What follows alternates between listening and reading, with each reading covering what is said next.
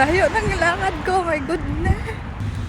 Yung bus hindi nag-stop doon sa bus stop namin. So,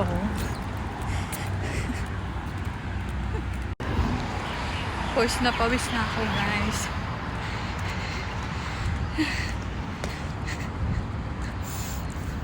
Gusto ko magalit, pero syempre, wala naman talaga akong magagawa doon.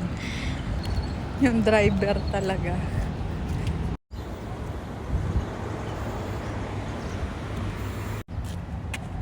Grabe yung pawis ko to the highest level.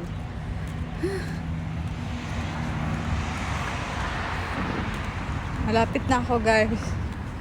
Super near. Nakapag-exercise doon.